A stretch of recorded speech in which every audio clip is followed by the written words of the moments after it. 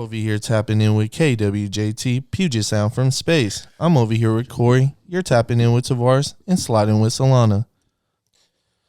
All right, you already know what the fuck going on, man. A whole lot of KWJT shit, man. You know I like to start off the show with a whole lot of things, so let me just get through that real quick. First and foremost, thank you for the past groovers who's continuing to tap in with us, continues to check in with those interviews. We truly appreciate you guys at home. Thank you. If you're a new groover here today because of today's episode, if you don't mind, please go hit that subscribe button. Turn that button from red to gray. We would ever so appreciate that. So please, yeah, go do that. We are on all streaming platforms, audiobooks, Spotify, Apple Podcasts. So go give us a listen if you got a chance this week. We're always updating that every week. Yeah, my brother is to the right of me. I'm getting better at this. We got Corey to the right of me. I am Tavares. And without a further ado, let me introduce this week's guest. We got Lamarr up on the motherfucking podcast.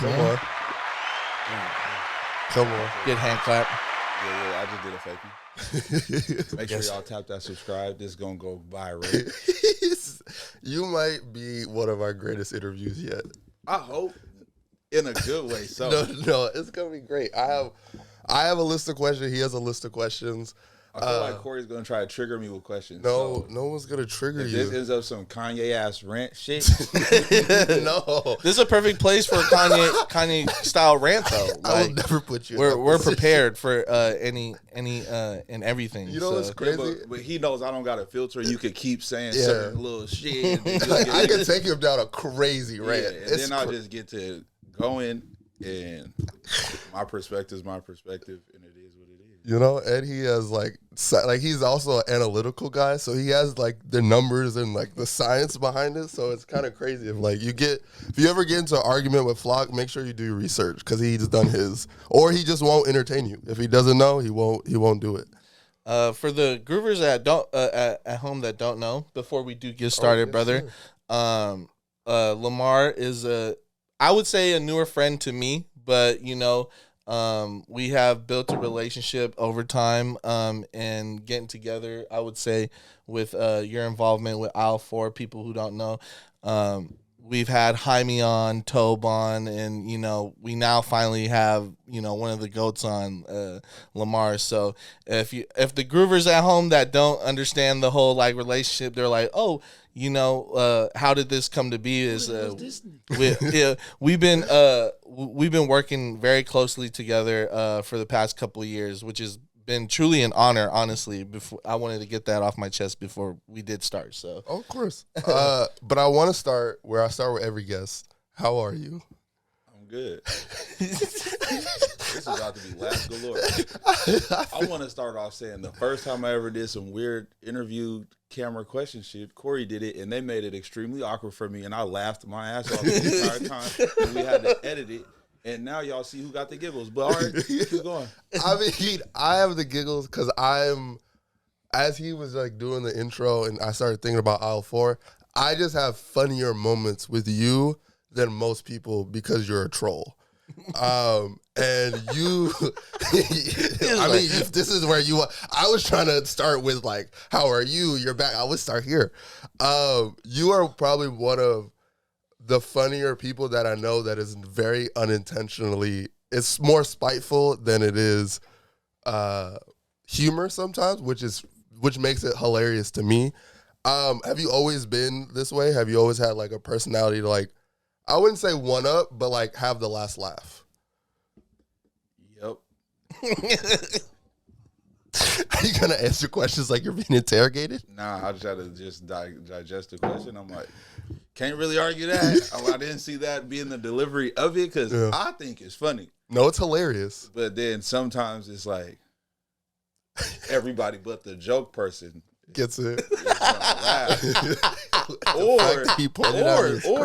yeah. It might be motivational. I don't know. It just kind of depends. It kind of depends. But I don't intend to be you said, get the one up or I'm a last word motherfucker. Yeah, I mean, I've experienced it's not in a we could go back to back. But if you want to go back to back, I'm really good at going back to back. But only if we're the homies. I don't do it with strangers. Mm-hmm. No, yeah, you don't. There's certain things that I feel like you don't play with or allow people that you're not familiar with to do. So I think that's a respect. People's first time seeing me talk. For a lot of people. Because I don't talk to me. No, I know. I've heard. I've not only have I witnessed it, I've heard that you were very like at an arm's reach in certain things. I want to get to probably one of the things I find really cool about you. There's a lot of things that I'm like very motivated by, and I think to me inspire me a lot. But just on a like fashion tip, I want to start there. You have one of the craziest shoe collections that people I personally know. What started the addiction on shoes for you? Shout out to my Aunt Millie for one. I don't know. Like, I always wanted to have certain shoes growing up when they was dropping 50 colors of this, and you had the And1 slides, and you had Fila had all these this, that, and the third. Yeah. I would get one. And then the homies is coming through just Skittle kits, and I was getting one. Yeah. So I was cool enough because I would have the one. Yeah. But I always wanted the extra colors, but I went to uniform school. So the only thing you could flex was your shoes. Yeah. And everybody else got hella colors, and I got one. You got one. So as soon as I got old enough to like, I'm picking my own stuff, probably like 7th grade, I worked my first little summer job. I did the little play they used to do at Langston Hughes. Fire. The community service. Oh my goodness, yeah. Yep. Shout out to Langston Hughes, 17 and Spruce. That's fire. Wrestler. But yeah, did that. Spent a whole check. Supposed to go school shopping to get clothes for school. All I bought was shoes. First pair of White Forces. Bought mids. Jordan 17 lows. White and baby blue. Ooh. Then my Aunt Patty, her husband Sean, was at the mall with us. And I think he even matched me with got me an extra pair of shoes. So first week of school, I went through Flav, and I had 3 pair of kicks on my thing. Yeah. It's time. Yeah. Then, 2 for $89 it up with the New Balance 574s. Then I had a Skittle pack. I could get 2 of those at a time. Yeah. Then high school, it was just up. Like, I wanted to have Monday come, you seeing me in the new J's. That's what it became? As soon as you got there, though? I'm shooting dice instead of buying lunch. I'm figuring it out, bro. Like, I'm getting them shoes on the weekend. Yeah. And I'm going to do whatever I want to do outside of that. Yeah. And it motivated me to, like, my mom always looked out. I couldn't get a bunch of stuff, but, like, she's the, like, what do you call them people? Like the smart shoppers. Yeah. Like my mom's hitting Burlington. Budget, yeah. Burlington, the Rack. Yeah. Like all these little Marshalls. This is getting like, the fits right, but yeah, like she's gonna get the clothes, but them shoes was $100-something, bro. Like it's over. You getting those here and there. But my aunt would always look out for me. Christmas is a month before my birthday. I'm automatically getting 2 pair of shoes right there at least. Yeah. Sometimes my aunt might go ham and give me 3. So I'm winning right there. Then school's will start. Then I'm going to get a couple. And then every other thing I'm saving, I don't really got too much. But no, I can't say too much. I always bought everything. the realization. Yeah. I just wanted stuff. So I would just save my money and get stuff. Electric or Razor scooters, scooters. I'm going to go figure it out, cut some grass, do whatever I got to do to trade my time to get what I want. Yeah. So then I was smart. Yeah. And then once it got to, I got a lot of shoes in high school. Jordan 5s was like one of my favorite shoes. So when they started dropping like the crazy sets of Jordan 5s, metallic 5s came out on my birthday, so I wore those. Then I got a cold pair of shoes in between. But this is like my sophomore year, so by then I feel like I had a decent amount of money to be a high schooler. Yeah. I just started saving the Jordans. So then it went from everybody's wearing these on Monday to I'm gonna wear mine when y'all just fucked up. Yeah, so you would wait 6 months to just be. I've been a one-up ass. Yeah, you are literally Willy Wonka.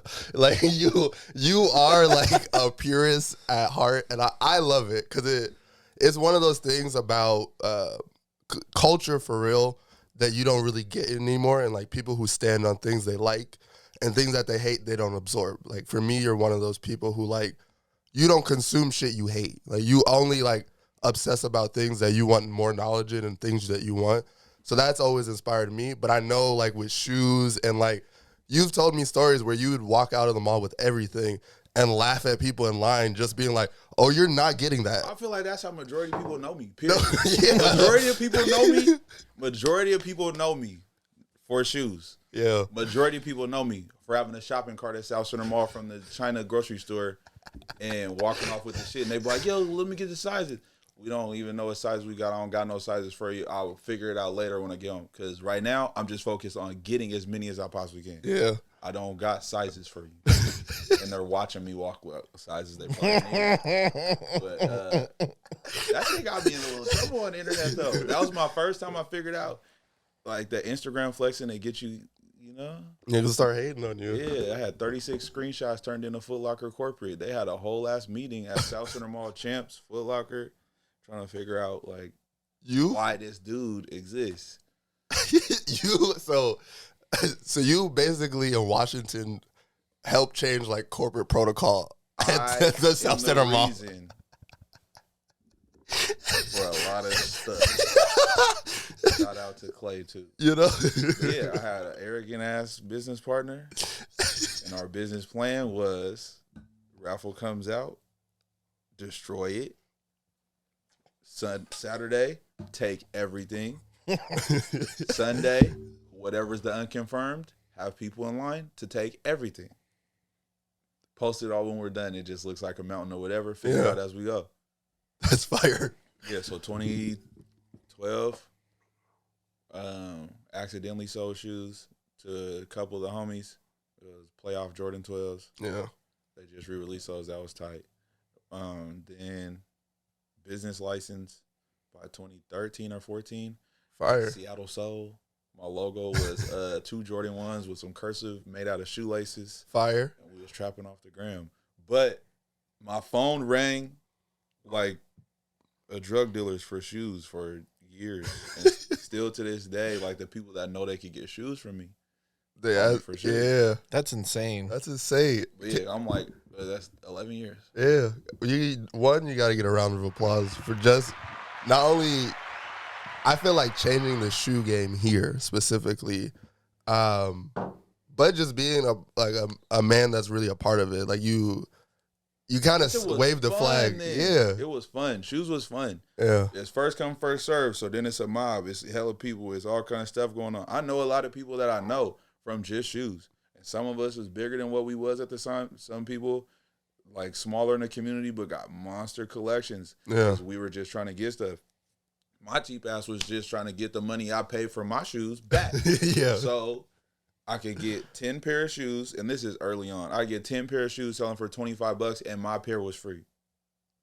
Yeah. And then it's like, cool. So I'm going to buy 11 pair of shoes, and I'm going to sell these 10 to the homies for $25. Yeah. And then once people was like, oh, they're sold out, but he probably got them. Okay, you're not the homie. They're 55 for you. Yeah. And then it was just a $50 play. $50 jig. It's limited edition, blah, blah, blah. Y'all don't got no pull.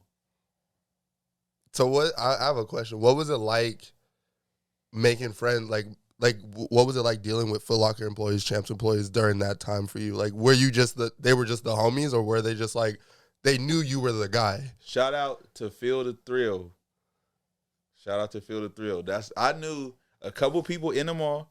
I worked at Champs 2007 for the summer. I worked there 2007 with the super crew that lasted at Champs for hella long. So I was in the mall. And then I worked at Just Sports. Okay. Hats for 3 years.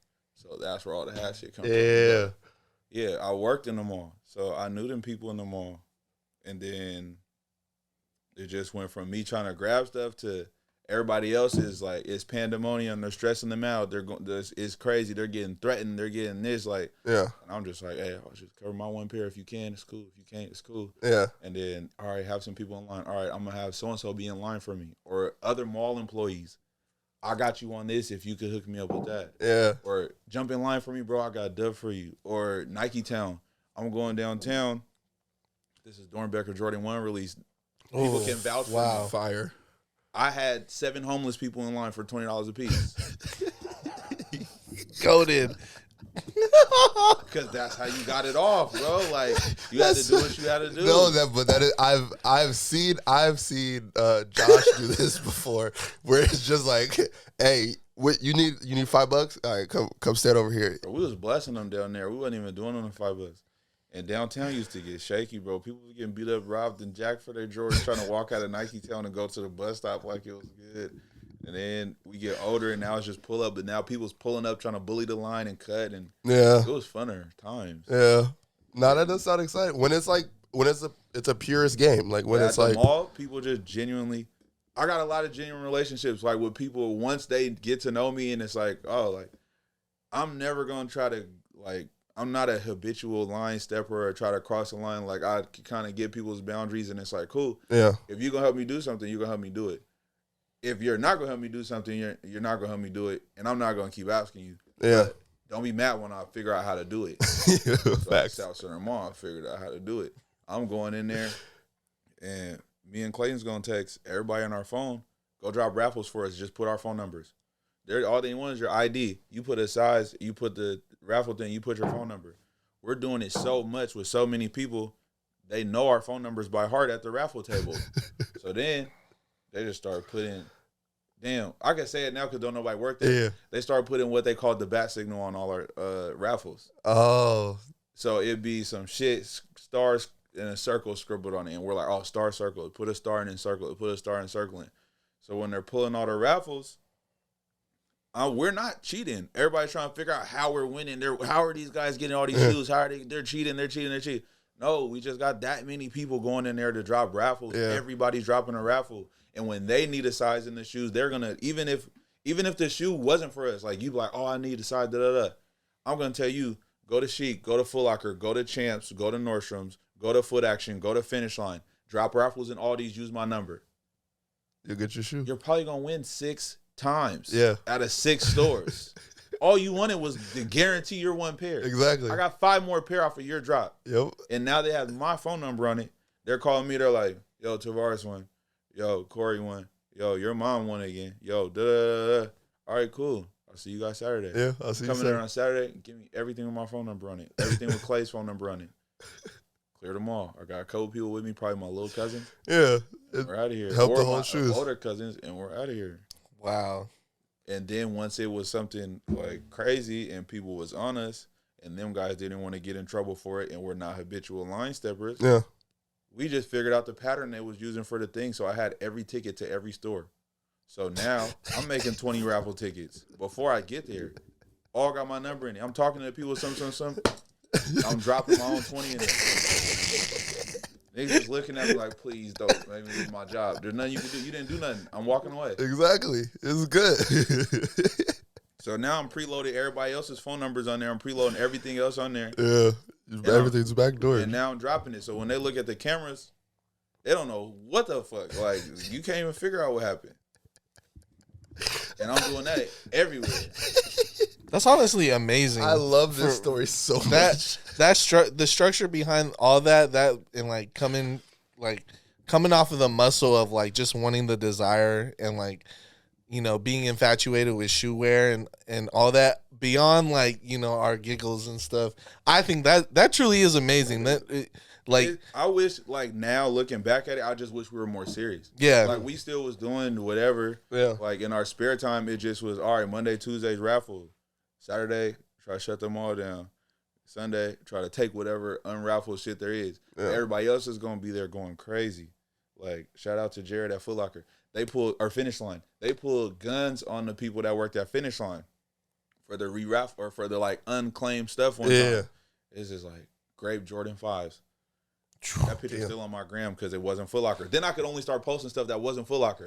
So it would have been way worse if we could post everything. Yeah. But if it came from, because Foot Locker owns East Bay, Champs, Foot Locker, Foot Action. Oh. So we couldn't post nothing that had their little nothing on it, bro. Yep. Finish Line never caught on. We was green for Finish Line. He would go through and be like, all right, what size you need? And literally be like, send me this many names and just mark, because he just didn't want people in the store that were going to like be crazy. Yeah. So and then if it's unconfirmed from the other ones, they're telling people they're doing a re-raffle.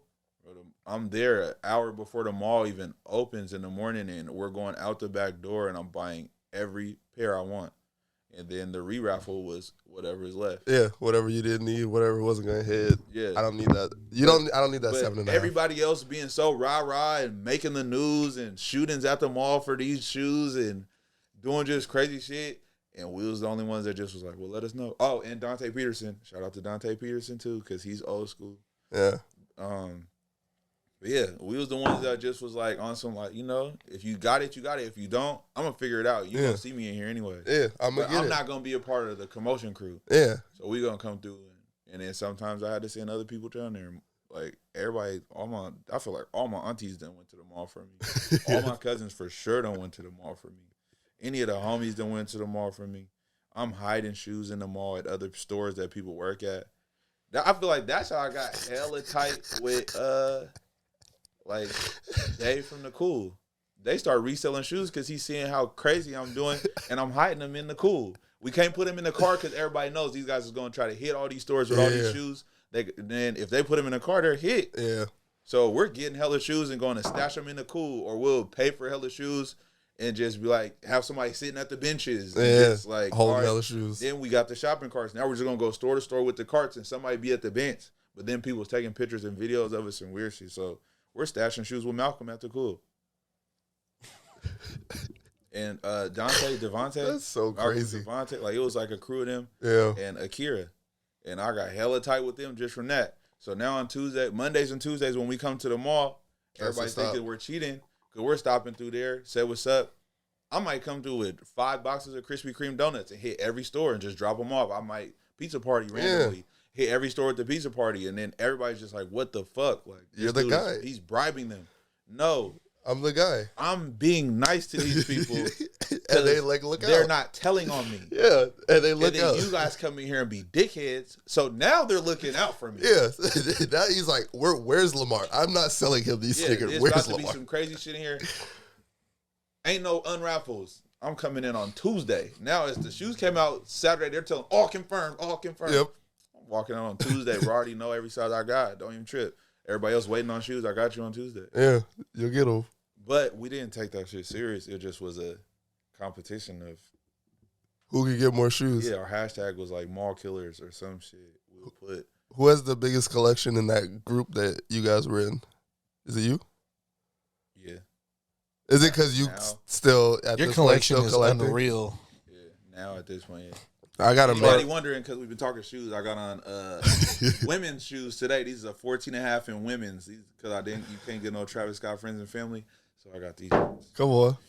Nothing Fuck too crazy. I just like them. Whoever's upstairs, I hate you. As long as I don't flinch, I'm cool. Yeah, we'll take a little second. Yeah, Groovers. Is it break time already? No. Oh, actually, it is. Look at that. We'll be right back. We're friends. Bars. You heard Lamarr. Come on. I think it's a great time to interject with a non-podcast question. Oh, yes. So I wanted to ask, who has the best BBL in the game right now? And I think right now for me is Mulatto. So that's my good non-podcast. Where did we just go here? We're going where did we just go here, bro? Holy fuck! This is when he said he had a nuclear. He was. Hey. You can't refrain from answering. Who is the craziest BBL? I've seen worse BBLs in Tacoma. All right. I'm thinking like celebrity or something. He's wild. Damn. I don't even think I followed like none of them. Only girl I follow on Instagram that's like, I don't know. If it ain't in Georgia, I don't even give a damn. That's facts. That's Lamarr facts right there. And then we can we slightly brushed on this. Just in case you other slow people might be trying to figure out some Instagram model. They're like, oh, I've been waiting. Doesn't exist. We brushed up on this a little bit. I wanted to ask, what was your earliest memory of old Seattle? Because you grew up in, I would say, one of the best eras for the city. Earliest memory of old Seattle?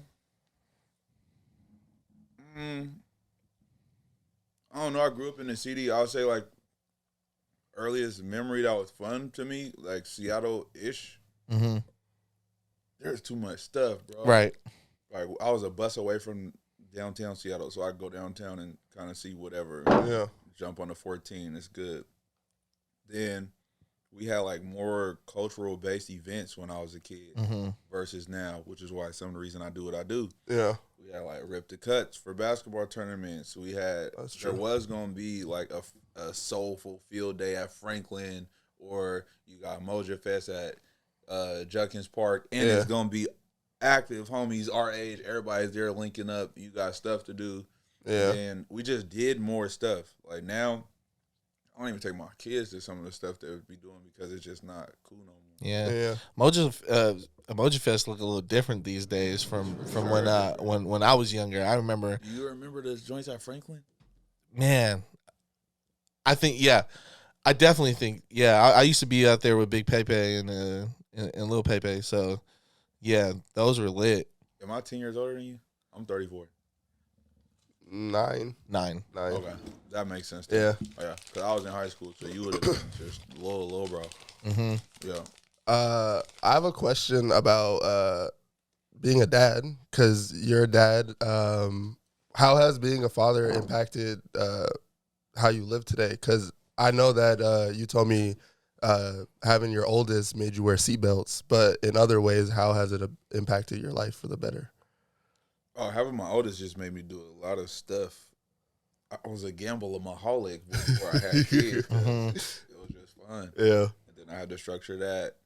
Then I have like things to worry about and stuff I want to do that I have to do, and then things that I can't do because it could end up affecting my kids. Like I would have probably been Tony Montana by now. No kids, it would have been the whole story of my life. But here I am trying to make it shake, and I feel better about it. I got to know myself a little bit better. No matter what, there's some people who think I'm dope. Yeah. As long as I keep doing what I'm doing. Late today because I had to do what I had to do. You know, the little homies. But yeah, no, I don't know. I wouldn't. I don't know who I would be without having my kids. I don't know, but life was just a lot faster. Yeah.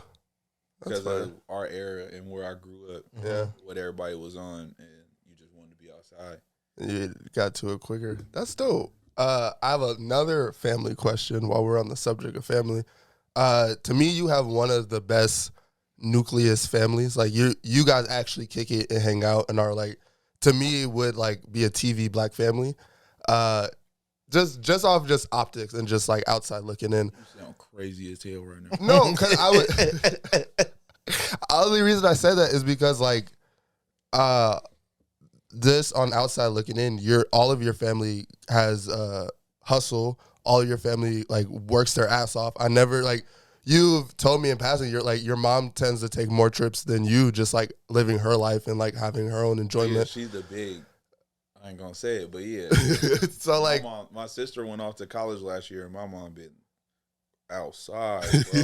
Last kid out the crib. I'm kicking it. She's trying to kick it.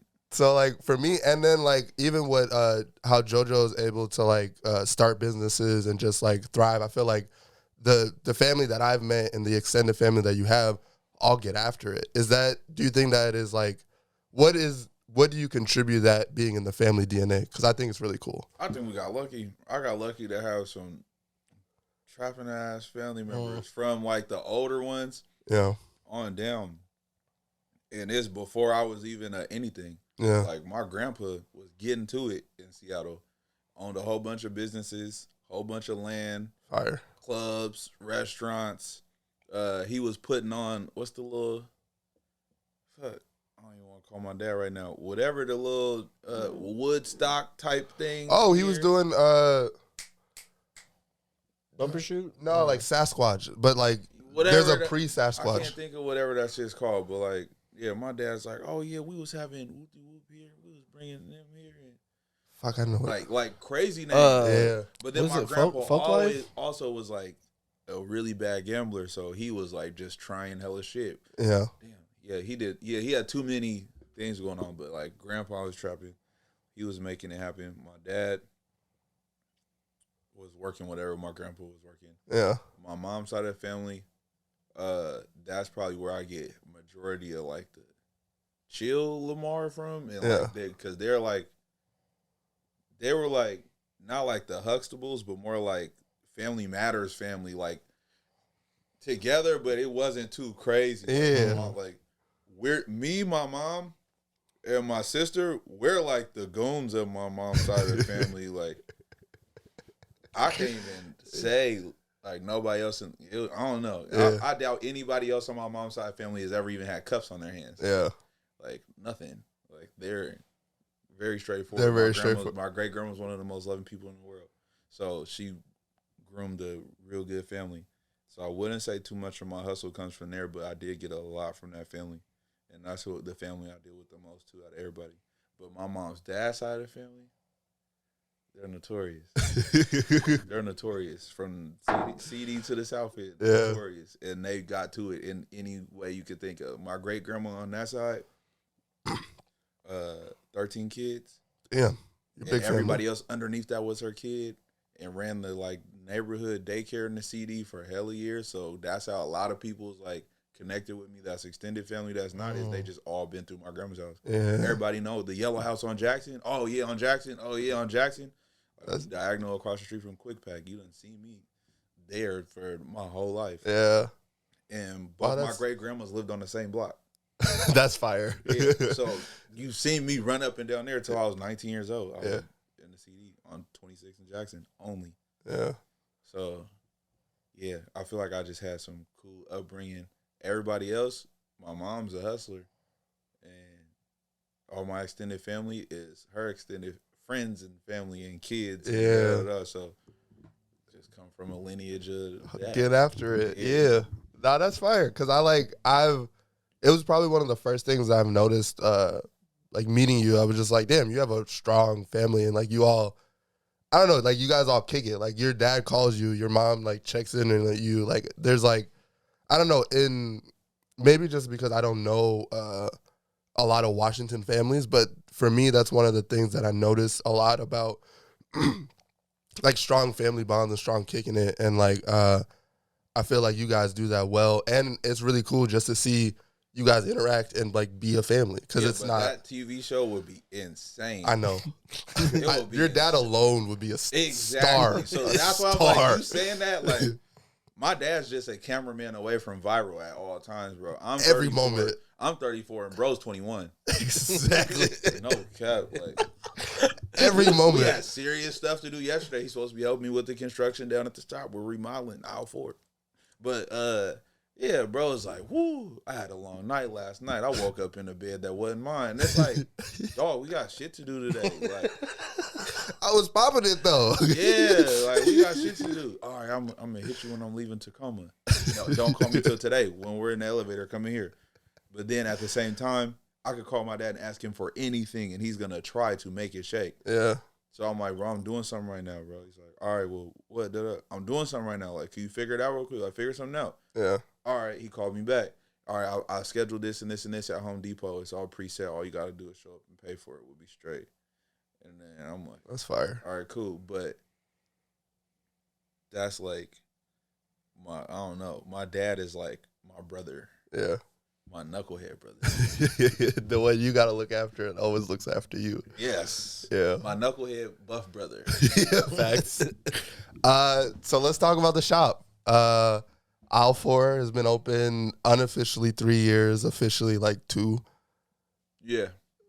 What do you mean? Because I just had to think, like, yeah, 2023. Yeah, unofficially 3 years, officially 2. Here goes the can of worms, y'all. No, it's not in the clip. I just want you to tell the people, like, one, why you started it, how you told Malcolm all came together, how you guys kicked me out of the group. Look, when you ask the question, you take control of the narrative. Smart. But this that shit I was talking about. This is what I was talking about. He was preparing himself for it. He already knew. I didn't even know. Don't set me up for no weird shit. He's gonna just pass the narrative, and everybody thinks that fucking philanthropist Corey is this fucking ass guy. Everybody he thinks trolls me in public. That's why. No, bro, because you're a sneaky little bro. Yes, let it out. Let it out. This That's all I'm saying. So write the narrative. All right. So what brought together Aisle4our? How did this I don't know. That's you guys are my fraternity. I love you all. I'm getting the cart tatted on me, but for me, you started something that helped me build where Groovy Tapes is today, just by being around you guys and being pushed by you guys and just I don't know. I got invited to a family that I didn't know was gonna become family. So what made you start and help usher in Aisle4our? Aisle4our started by accident. Everybody kind of knows that by now. Yeah. COVID hit. We were trying to do cool stuff. I have my own brand, Quick Strike. Shout out to the gang. I have my own brand and wanted somewhere to take work more serious because the world made everybody stop and think once COVID hit and you hadn't been chasing everything you said you wanted to do. Right. So I feel like we all can relate on that in some way, shape, or form. So we were looking for a place just to get a work environment. Mm-hmm. My homie owned the barbershop. They had a split section in the front that used to be a little boutique niche store. Yeah. And that wasn't being used. He said I could rent that. And then his business partner tried to double and a half what he was going to charge me, not knowing that he had told me how much the other people used to rent it for. So then I was like, fuck it. I'm going to go find my own space. Yeah. And at the time, I'm streaming on Twitch, trying to still, I always battle with taking shoes, selling seriously, and making clothes seriously. Still to this day, 3 years later, same conversation. But so I'm I want to make a spot that I could just ship clothes from, but I'm on YouTube consuming. I'm digesting everything. I'm Gary Vee, every motivational whatever. And I'm on Twitch. Heavy. So you're seeing both kind of happen at the same time. I want to do this. I need to figure out this. How can I make these two things be a thing? I wanted a content house. So I understand that. Shout out to FaZe Clan and 100 Thieves, because that's who Drake gave them $1 million to rebuild their compound. Yeah. And I watched that video and watched FaZe Clan video, and they have just copped. They rented out Justin Bieber's old crib and turned that into their content house. And all of these people was getting paid to have fun and be themselves. Yeah. I'm about to perfect that shit. So then Malcolm's here from a car accident. He had helped me establish all my original logo work. And I did a bunch of other graphic designs with other people that Malcolm then would always be critiquing and trying to fix and rework and some shit. So we worked very bad and very good together. Yeah. So he's at the house with me. We're knocking out all kind of stuff. And in the midst of that comes COVID Casino. Yes. This is me knowing you. So explain to the people what it is if they... I'm not going to explain it. I was on Instagram Live having a blast, and everybody just thought it was the most amazing thing ever. But it's really... I'm on Twitch with these people who don't know me, and they're hyping, and we're having a good time, and we're this, and we're this. So I learned how to be a MC on the camera doing these things, and then took it to Instagram to see if I could convert it to get people to come rock with me on Twitch. Yeah. And then it ended up turning into the Oprah Winfrey giveaway. You get 1,000, you get 1,000, you get 1,000. And then we're on Instagram Live in quarantine going ham. So then... at the same time, I'm figuring out stocks. Aaron's helping me do that. He's like, bro, you gamble so much, bro. Just put some money over here real quick. Yeah. I get in GameStop 3 months before everybody knows what the stuff is. I get on Dogecoin 2 months before everybody knows what the stuff is. I'm on Robinhood before everybody even knows what this thing is. Yeah, for real. But I don't know what I'm doing. The homie told me put some money there. I'm putting it there. Yeah. We buying all type of cybersecurity. This. We're buying that. We're buying that. oh, this is an electric car that's supposed to compete with Tesla and overseas, and we're buying that Neo and random ass shit. Yeah. And I'm doing all this gambling, and then all that shit starts smacking at the same time. And I'm like, yep, got to get a spot now. Got to turn it up now. Got to do like everything I want to do. I'm going to just spend this money doing some shit I want to do. Yeah. Found the Aisle4our, negotiated the contract for like 6 months because it wasn't favorable. Yeah. Made it as good as we can make it. Took the space. And the rest is history. The rest is that. Then it was just so much space that we just was like, oh, well, we can do all these fucking things in this place. And at the time, everybody's locked in because it's COVID and there's nothing else to do. Yeah. If I would have knew what the hell I knew now, it would have been a whole lot different. We would have narrowed these things down because it was just too many people and a lot of moving parts. And then not all the things got pulled into fruition. Then a lot of people got pulled in that then had other things to do. Then life is hitting people, shit shifting and changing. Yeah. So we're always shifting and changing. But Aisle4our is a name we came up with because we didn't want to call it like the Cove. I wanted to call Aisle4our originally the Vault or the Bank. It was fire. It was supposed to be something, money, some shit. The Vault would have been fire. Yeah.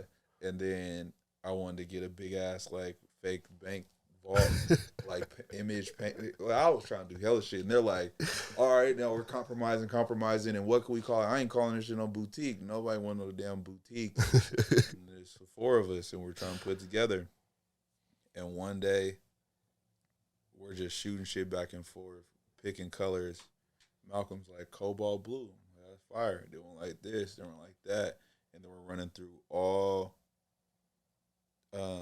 Not synonyms, not in a thesaurus, but like we made all these beginner names of stuff we can use, and then put a pair name on the other side of stuff we could like tie these things together. Fire. And then instead of aisle, like an aisle, the other way, we put grocery store aisle because we're in between some buildings. And then was like, yep, it's the 4 of us. And it was like, nah, change the 4 or change the F to a 4. Because we're supposed to be sharing this space. So now it's for our people. Fire. And then it went to for our community and blah, blah, blah. But Aisle4our was just a hideout, us trying to have somewhere to kick it, me wanting to stream the game and ship clothes from it. And now it's like a whole thing. I don't even know what. we gonna let a good round of applause go through that. Because it's so beautiful to see like where y'all are at now, and to I don't know how y'all gonna clean that in clips. It's not my job. Come on, shout out Cole. But to sit and realize the magnitude of the space and like just you guys being who you guys are and bringing through the connections, and just creating this whole new wave is something that needs to be commended. I mean, I'm sure you guys get your flowers all the time, and well, here you guys deserve your flowers because it's no one's gonna admit that what they're doing came from what we did. Nobody. Yeah, I mean, yeah. I was gonna ask you which like, how do you feel living in the space of being influential? Like, I hate it here. That's the answer. I thought he was gonna say. I hate it here. It's a different lens to look back on, because I mean, to be influential is such a like grand thing, but like also, you don't realize that until later down in history. Like, people bring it up later in conversation instead of the now because of all the moving parts that we do talk about. But I don't pay attention to it being influential, and we can have a conversation. And I can give you an accidental blueprint to do some shit, and somebody's gonna take that bitch, run with it, and never call me and talk about it again. And then, and then come out with a, I got a thing, bro. And then I'm seeing that they got a thing, and it was like, damn, that was kind of my thing. That was my thing, exactly. Not my thing. We was talking about it, and you never double back to nothing. You never nothing, or how could you this, or how could you that? I can help do this around your space, and I can. And then it just be like, you'll watch it happen. Take that shit over there. I'm not gonna ask a question I thought of, but ask it.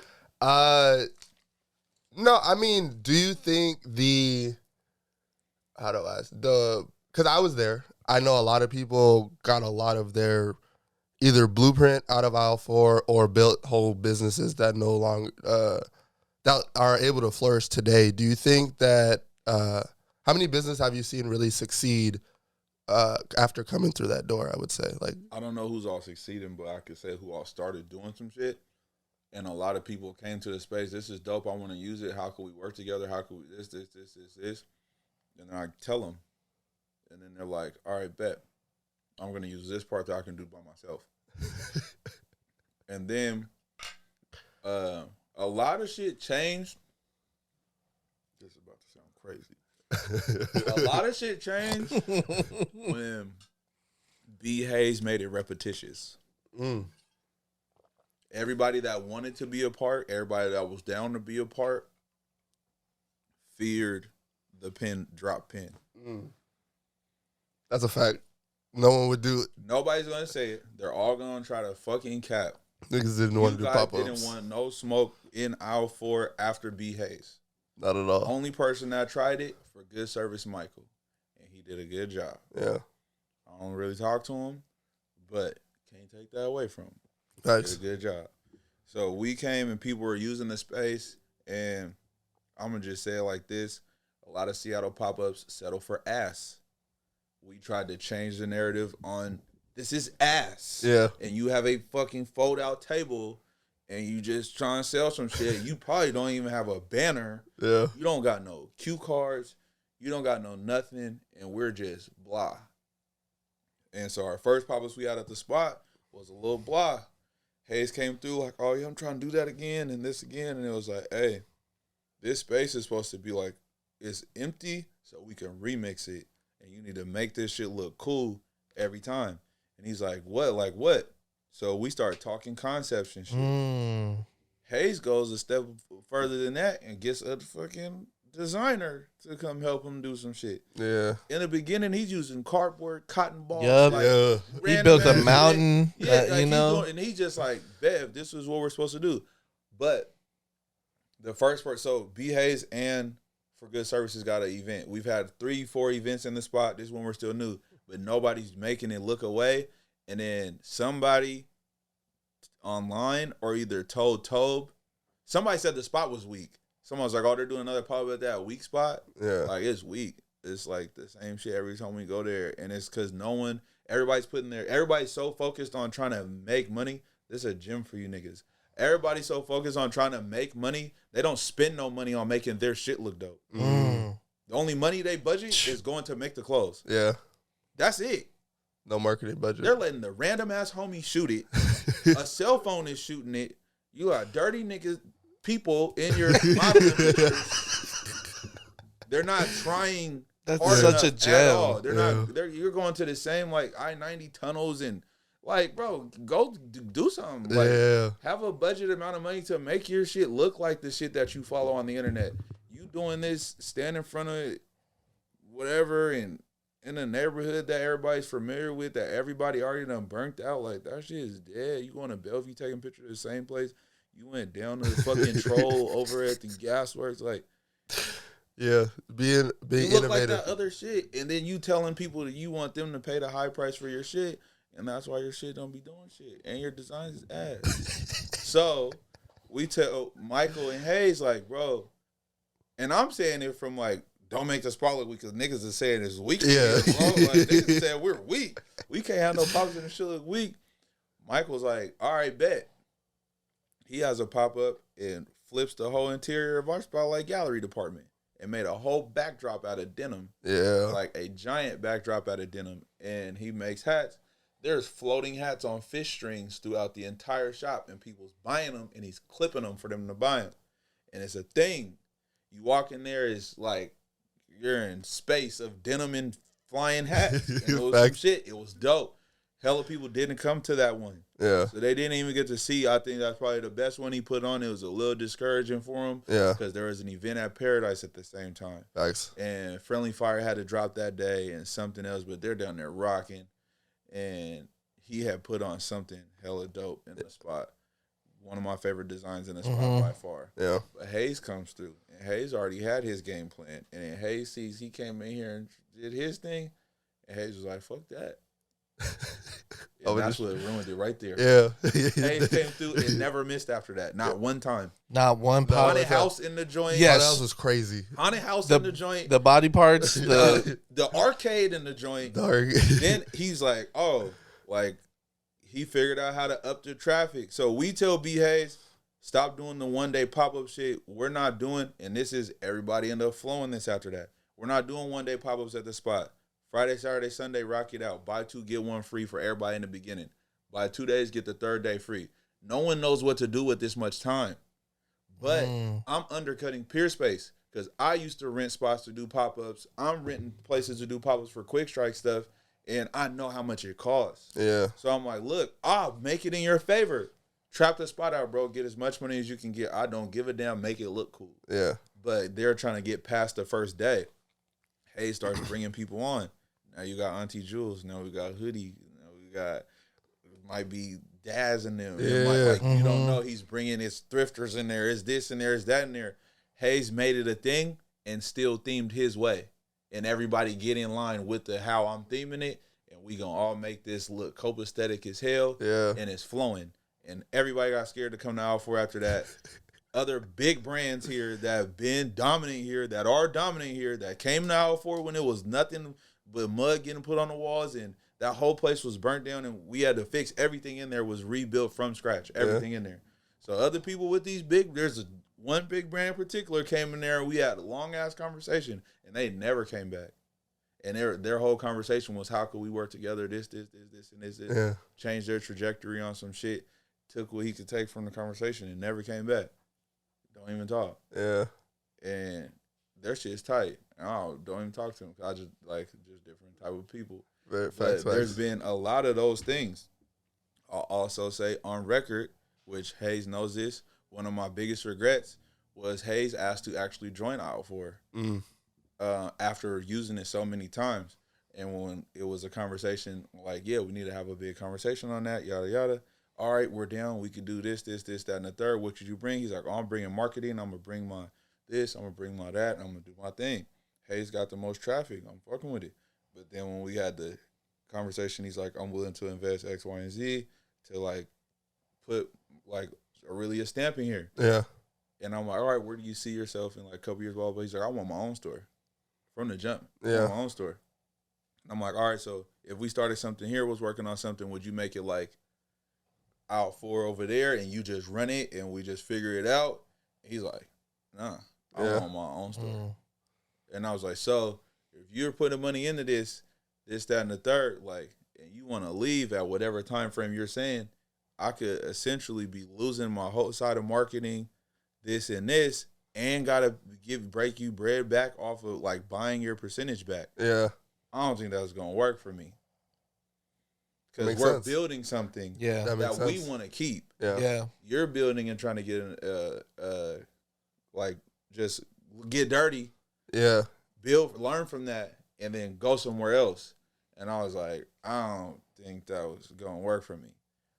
Later, hindsight, me and Hayes is cool as fuck. Yeah. I know he wouldn't have left. Yeah. I know for a fact he wouldn't have left. We would have figured out whatever we figured out. Me and Hayes, he's a trapper. Facts. Like, my personal favorite in the whole city. B. Hayes a trapper. Facts. You figured it The out. more I got to know him, the more I respected the shit out of him. And when he said he was getting his own stroller and it actually happened, that's the only person I can say I won't take credit for that. Facts. And everybody probably thinks that's the one I would say No. I take credit for. That's the one that, like, however it was going to happen, it was going to happen. Did we help B. Hayes make his experience better? Yeah. Yes. Did we give him a place to call home and rock out? Yes. Did we help with whatever the fuck? I help still to this day. Whatever Bakari called me for. And we didn't know each other until Aisle4our at all. I never knew him. Hey, Cole, we apologize for No, we a don't. slightly. Cole. No, we don't. Cole, dump that SD card, my boy.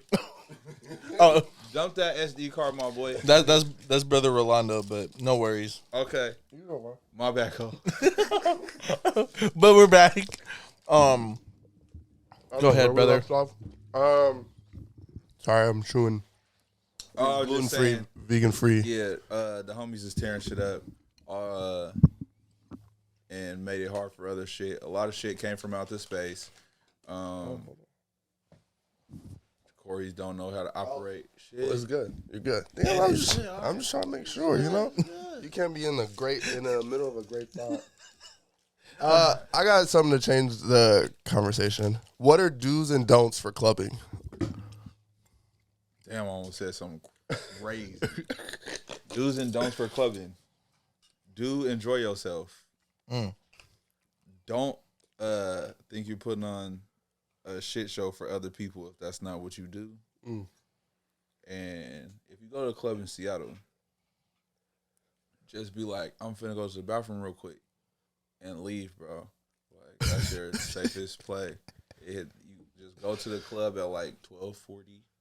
Okay, good time. Everybody else is already in their little mood, whatever. You don't got to have too many drinks at that point. You get to go there. The DJ's already feeling it now. He done played he saved everything for this is the end of the clip. Facts. Club's about to go up. Let them get a little more hammered. You catch your couple drinks if you're going there for a little fourth quarter shorty or to meet somebody there. You know, it's a little easier at that time frame. Everybody's a little loosened up. Have a blast. Say you're going to the bathroom. Leave before whatever happens. Oh, that was the I love greatest those. do's and don'ts ever. We about to do that, or by the time this come out, it's already out. But I'm about to do that at View this Friday. Oh man! So it's good advice. It works. That's my only club advice for here. And don't have high ass expectations. Is my other club. Go with your people you know you're gonna have fun with. Meet up with people you know you're gonna have fun with.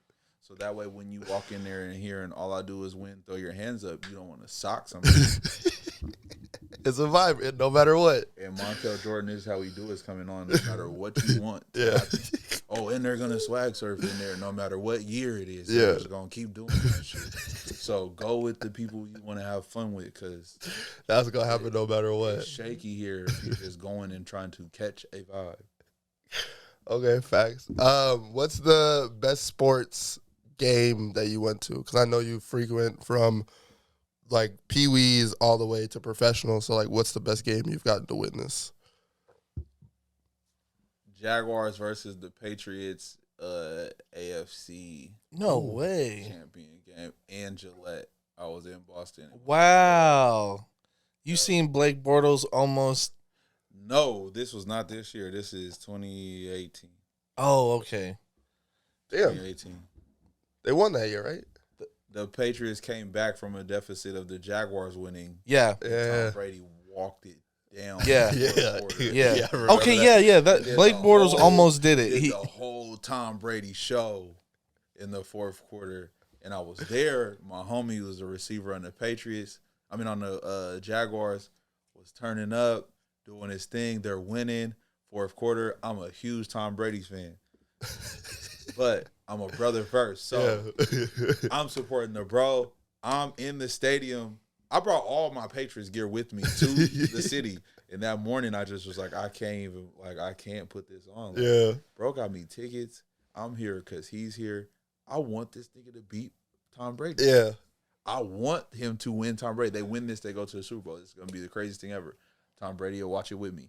So I put on the Jazz gear. They're in there winning. It's crazy. And then Tom Brady comes back and wins, and I find out that is the worst place to go and be an opposed teammate of fucking Patriots, because them niggas is crazy. They're nasty. Yeah, it's bad. Yeah. I don't have a lot of love for Patriots fans, but you know. Bad. Yeah. But yeah, that was the craziest game I went to. They almost pulled it off. Then I watched Tom Brady pull it off. Then I've also seen Tom Brady in Miami, and the homies team won versus him in Miami. Oh, fire. The Dolphins beat them, but they always was losing to the Dolphins for I don't even know what reason they're losing. We're that team. So they'd be kicking it in Miami. Yeah, something. But yeah, greatest game I seen was that, and then Cam Newton came here for NFC Championship. Wow. Oh, you went or the playoff, Yeah, wild card. Yep. It was That was a great game. the Cam Chancellor pick six. Yep, I was there for that. Ooh. I was there for that. Great playoff run. I think that's the playoff run we lost the bowl. Yep. Yeah, because we had the NFC Championship I was there. against the Packers. Yep. You're right. Yep. I was working at fucking Juma Ventures. I was selling coffee there. Damn. Yeah, I was in there. Then basketball wise, yeah, I've seen better games in Tacoma than I've seen anywhere. I've seen some NBA players play in a couple places. Like I done been to Portland games and some stuff. I ain't never went to no other. Oh no, I went to what is that shit? Summer League. Oh, fire. I went to Summer League.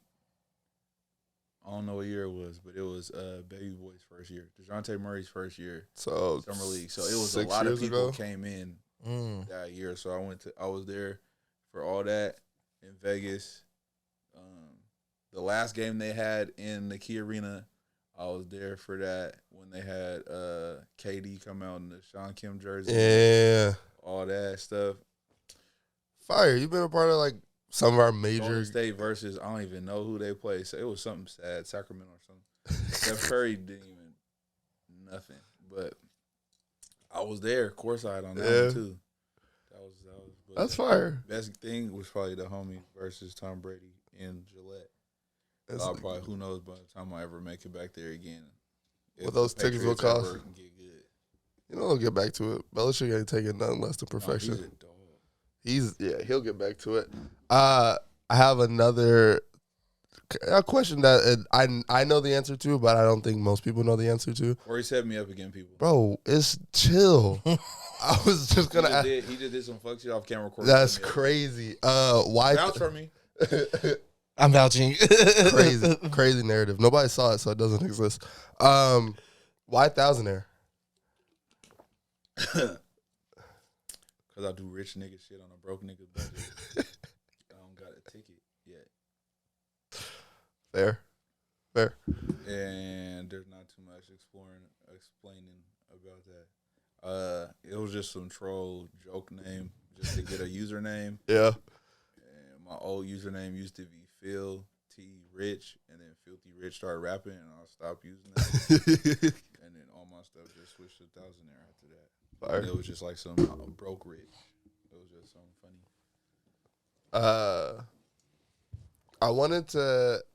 I have two questions. When did you figure out the airport hack? That's not really a hack, apparolly. Which one? I'm not posting none of them ever. No, again I bet. You. Are you talking about the one I posted that got all the traffic? I'm just talking about how you get a suitcase in That's whatever. The one. Yeah. So I make it to the airport. I do that shit, and then I'm just sitting there. They're like, "Oh, delay your boarding for 15 minutes." Something.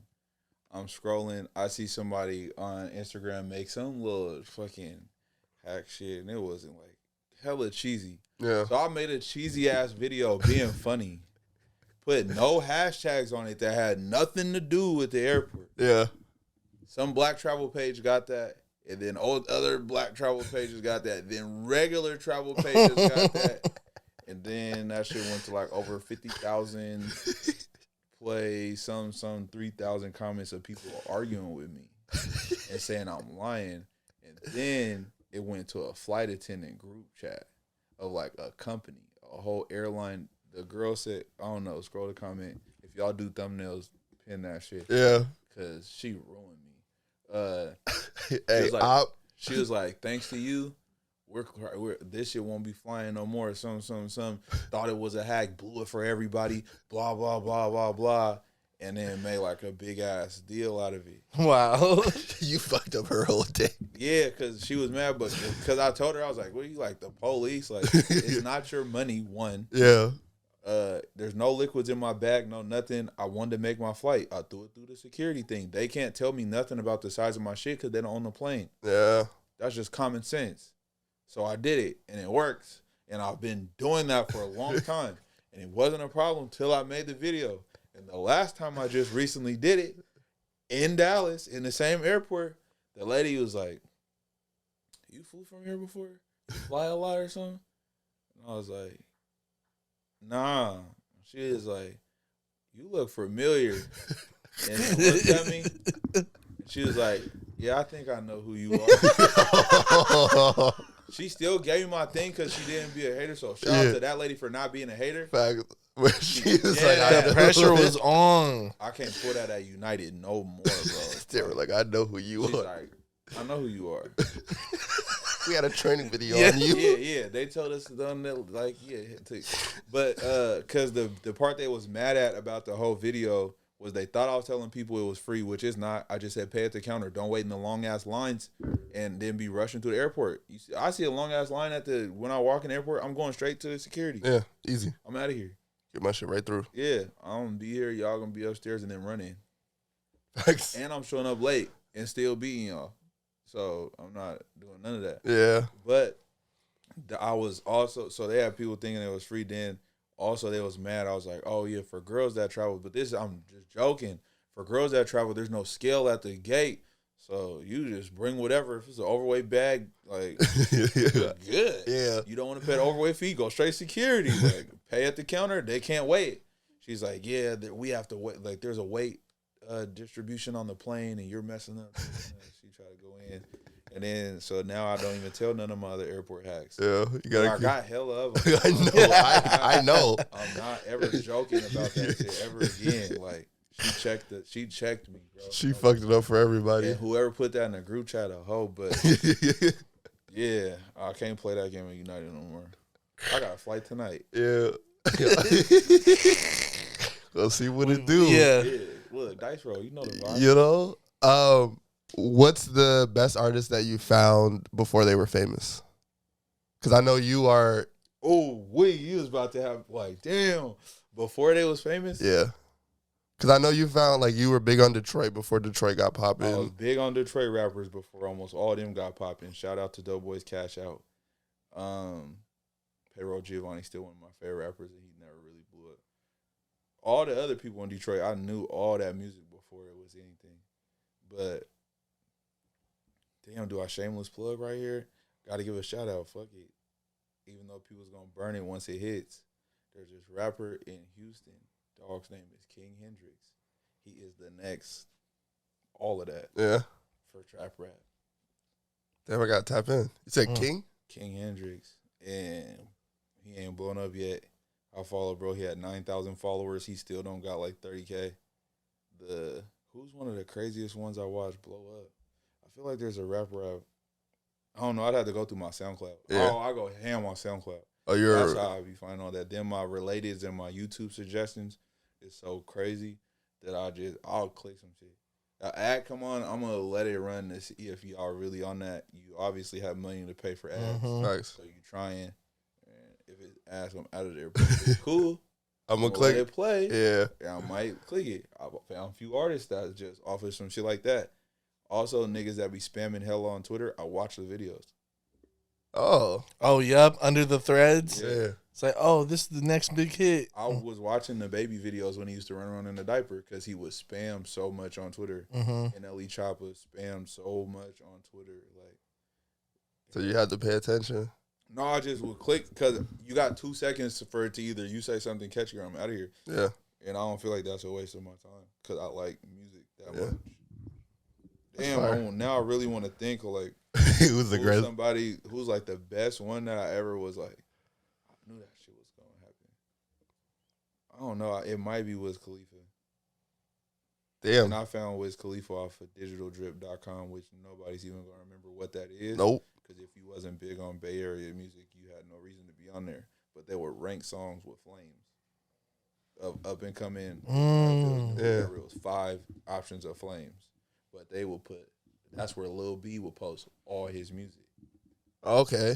So that's how you found Wiz, because that he would do that. Because they would put anything on there. Anybody could get whatever posted on there. And then 2 Dope Boys had an interview on Wiz Khalifa because he had a song that was a single that didn't go nowhere. Yeah. Well, it was on BET and shit. It was the Say Yeah song. Oh, yeah. People probably know now, but that song's old as fuck. Yeah. So then I looked at that and I was like, oh, like, it's cool. And then saw some of his other shit, and his YouTube made me listen to his music because he was doing a day-to-day vlog. Oh, yep. I remember those. Before he was even popping. That's how I learned how to roll joints. And then they just sitting in the bathroom. I was like, oh, yeah. Wiz Khalifa, and then I listened to Hella Currency, of course, and I was like, oh, they're linking up via Twitter. And then it was, this is Mando. Went to his first show, and it was like a couple people in there over in Fremont. And then his next show that he did here was at the Big Show Box. And it was crazy. It was Pittsburgh shit everywhere. Fucking, he still had the little keychain. Somebody scuffed my Taxi 12s. And it was a mosh pit, like, wow shit. Then he dropped Burn After Rolling. It was out of here. Damn, that's kind of biggest, I would say, is Wiz Khalifa. Yeah, to actually see the rise. Superstar. Yeah, he does like $1 billion. Yeah, he does whatever he wants now. That's crazy to see that rise and just like witness it just off of like, oh, you fuck with the homie. Why are you called Jackie Moon on Twitter? Because I'm the coach and the player. Where did that where did that come from originally? There ain't nothing nobody could say that I'm like, hey, yo, do this in any managerial way. Yeah, I'm not doing. That's a fact. You'll probably do it hard. I'll probably do it before you even get a chance to do it. Yeah. And I was a one-man band, so Jackie Moon. Jackie Moon makes sense. And the player. And then it elevated to now Flock the janitor. Because I'm always cleaning up after these niggas. I'm gonna let a hand clap ring. Good hand clap ring, just because of all the isms we've been blessed with today. Yeah. And I was gonna ask you, how are you feeling? I know we are creeping. We're past the normal time. He's made it through all of my questions because I started with the trolling, so that was where I was gonna end. I thought it was getting way worse than that. No. I let you see. It's professional. This is a professional environment. That's because you keep the facade for the people. What facade? Next subject. Well, since we are under getting to the end of the interview, I always love taking the time to like just have plugins for anything that you are preparing for, whether it be Quick Strike related, Aisle4our, or anything you want to share with your friends and family on the other side of the camera. Quick Strike is about to take over for I don't know how many months, but I'm in that bag. Finally. Not finally. You know I do it. And I know you do it and then get bored. And then I do it. I make clothes for fun, unlike these other people that just want to take all your money. I try to find the best of everything I could get. Facts. My designs are fire. And I put that shit out for a reasonable price, no matter how much it ends up costing me to make it. Because I want my homies to have dope shit. And you can't say my shit look like so-and-so shit. Because I've been doing any type of flips and stuff like this before COVID was putting that in templates for you niggas to make shirts. So, thanks. Yeah. And then Aisle4our is under construction, making it a little more tight of a pocket. Nice. Focusing more on, like, just certain shit took off for us that wasn't expected. Art, like, well, I can't say it wasn't. I've always done, like, events or outdoor stuff. So for it to be stuff outside of the shop that's big, and people have these expectations for, I'm trying to just focus more on that. Dial back. I don't think it was like the community aspect of that was recepted too well. Mm-hmm. Like people came in there, got a feel for whatever they got a feel for. And then a lot of them, like there's people that went and got their own photography studios or got their own whatevers. Yeah. Like instead of just working and everybody having the house there. Oh, here's where I slam Corey. Corey is also one of those people. Whoa. Corey's also one of those people. Whoa. Aisle4our from the jump. First photographer in the spot. First person to come through with the lighting. Talked me into spending 8 bands on lights. I did not talk him into shit. Because if not, because Corey was like, I'm going to get a job so I can go buy some more lights. And I was like, for what? Just tell us what lights you need, and I'm going to go get it. Facts. And Corey's like, I'm going to have my own stuff. So what? I went and bought the damn lights. Corey's used them shits 3 times. Corey act like he don't take pictures no more, and he only is Groovy.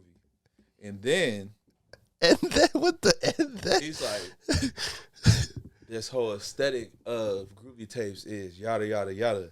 And I'm like, bro, set that shit up at the shop and we can shoot it at the shop. Nah, I don't want to take it nowhere. It's got his house. We got his aesthetics. And that has a whole... Shut up. Okay. It's got his whole whatever the fuck. Then when we're like, how we elevate Groovy Tapes past philanthropy, because Corey shows a lot of you motherfuckers love before y'all supposed to be getting the recognition part, because he loves the game and loves to see the people like grow. I'm one of the people that turned down Groovy's Tapes interview for a while, not because I'm cool. I wanted to come here and say I either learned or lost, and learned. Yeah. I didn't want to come here and tell you about the cool things we were planning on doing at Aisle4our. Nah, now I got shit to talk about. We can say like the good, bad, the ugly, and I have something to actually talk about other than I dream. So y'all niggas is lucky. Corey's a philanthropist. And him and Scoop call me that. That's what's crazy. That's your name. Still recorded. Yeah. All right. Yeah. Continue. And then Corey starts taking the damn show on the road after one day I roast his ass at the shop. Then he want to try to make all these groovy adjustments and starts making the groovy adjustments elsewhere. So it'd be niggas like Corey that got me restructuring around the shop now. So where at Aisle4our, we could just focus on engagement activities that we have, youth programs that we have, Fire. and just making cool clothes for their community at a respectable price. We got tees for $30. Respectable price for everybody, and just having a cool place to hang out, chill in the summertime, play video games, wherever it is to do, ship clothes, whatever. We just got a hub. Yeah. The other stuff we'll take outside, but we ain't doing too much photography because photographers is some wild mugs. Wild mugs. Yeah.